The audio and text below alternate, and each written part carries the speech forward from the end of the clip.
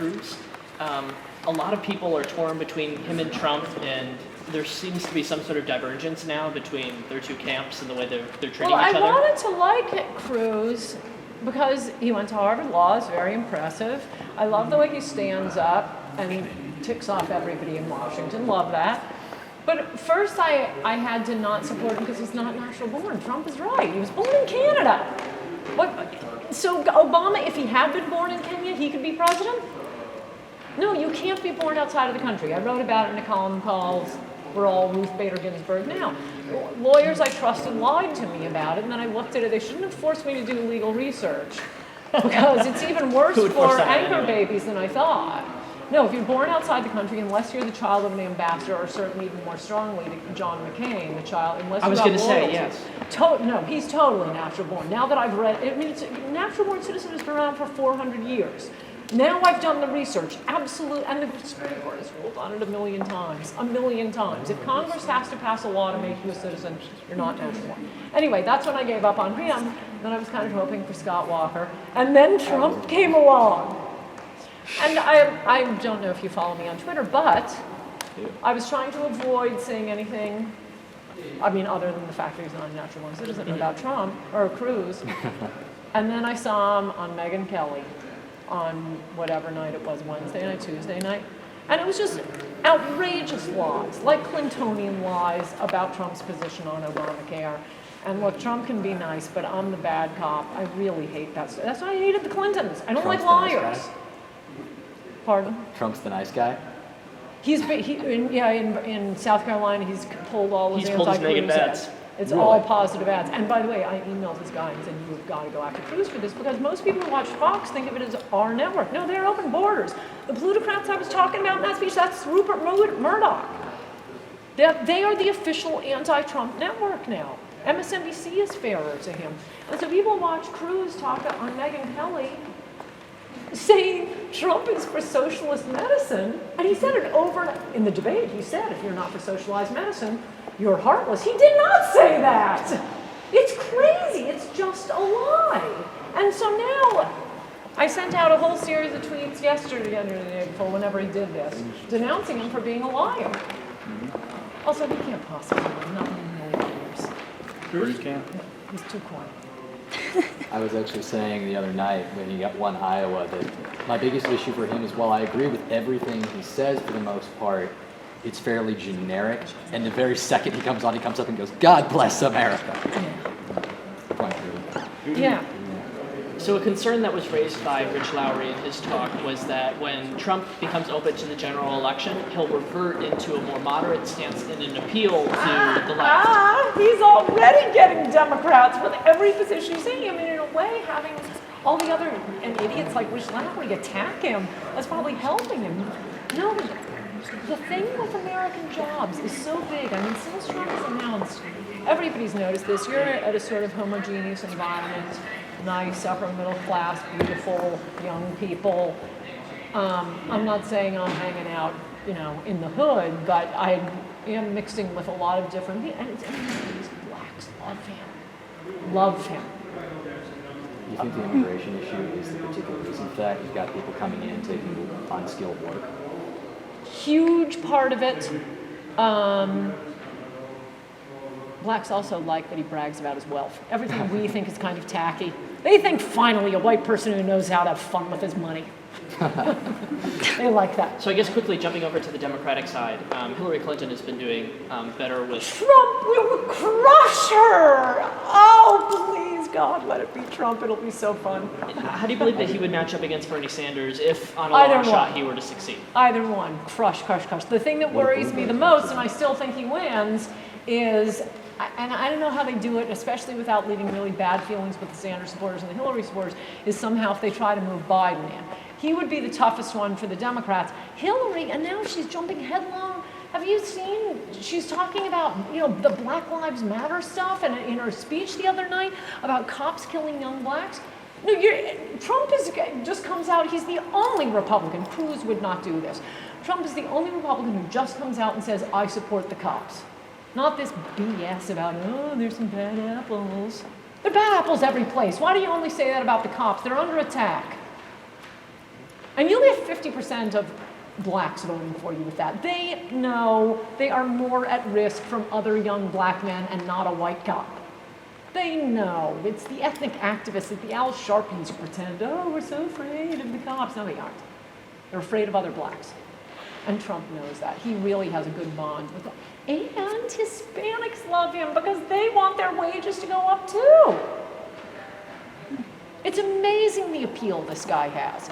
He doesn't have to move at all for the general election. Everything he's saying now. And you don't have, I mean, I am a Christian, but as I've always said,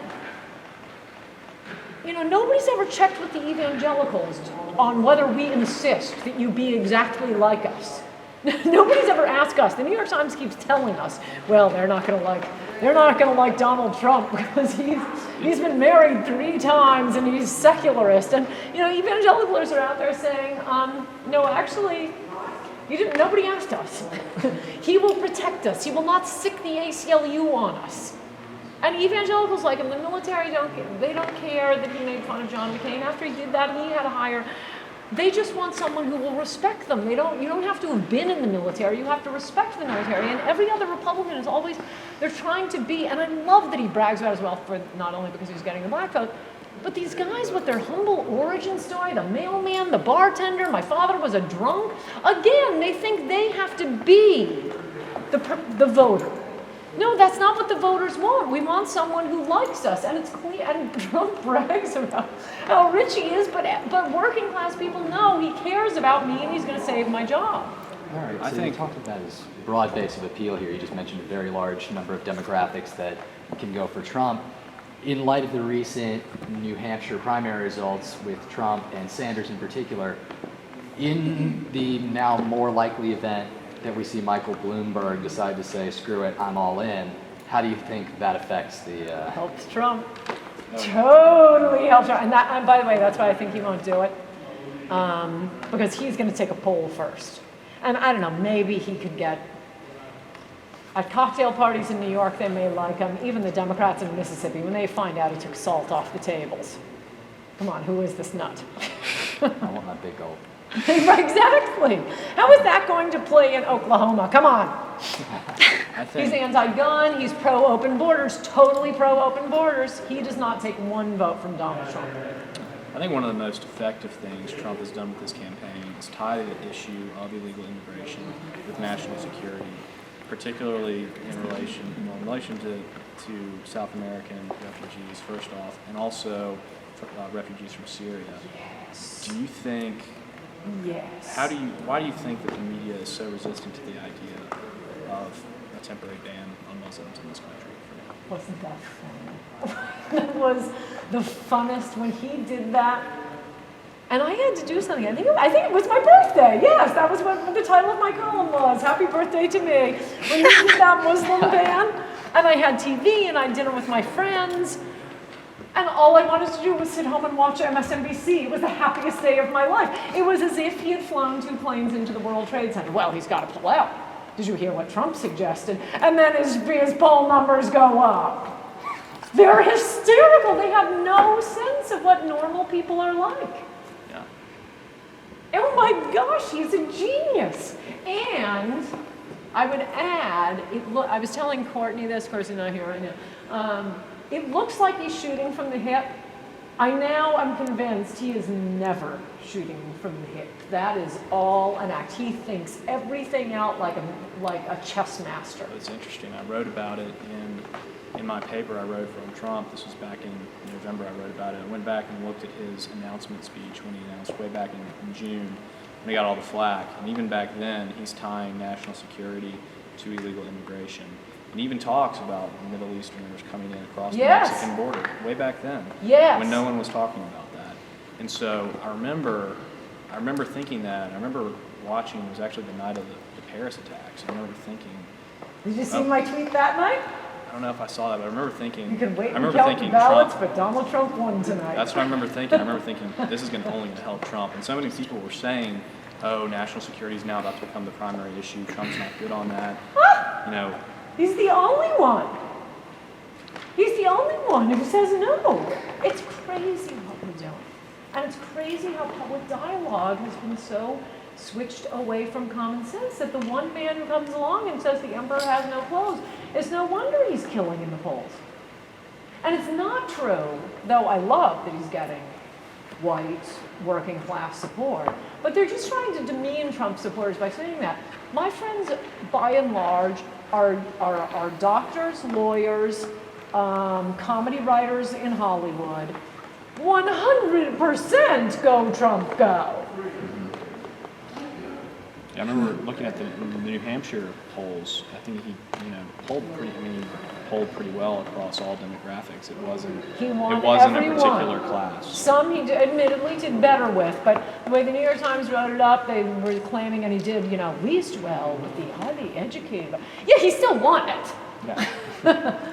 He's still. Excuse me, guys. Do you mind if we get some time with Ms. Coulter? We're from a Rockridge Report, you guys. I just had one more question, if you don't mind. Okay, Are you taping all this? Because we got some good stuff. Oh yeah, that's good. Are you really? Don't worry, yeah. We've got You were. Oh yeah, I got it. So, Ms. Coulter, I actually just spoke with Rich Lowry, particularly about the immigration issue and what you'd said at the initial,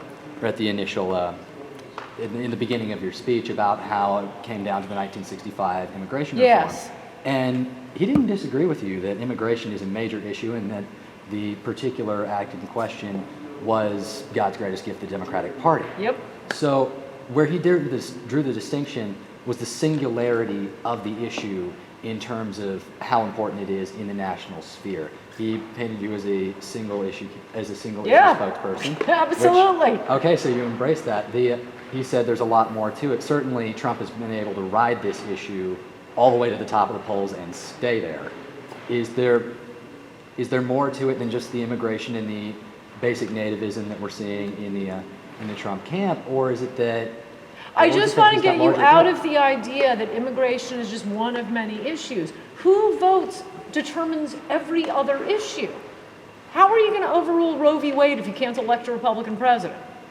We're going to have 9 Ruth Bader Ginsburgs on the Supreme Court, and all they have to do is say, hey, you want to send another gun case up? And there goes your Second Amendment rights. Look at California. Who votes determines everything. You lose everything if it could be too late. I don't think it's too late, or I wouldn't have bothered writing my book. But we are very close to the tipping point where it is over. It is California Republicans never win again. And then you can have all your arguments about entitlements reforms at little conferences, and nobody cares. Well, thanks. All right, thank you very much. Thank you so much. Thank you. So nice to meet you. It was a pleasure meeting you.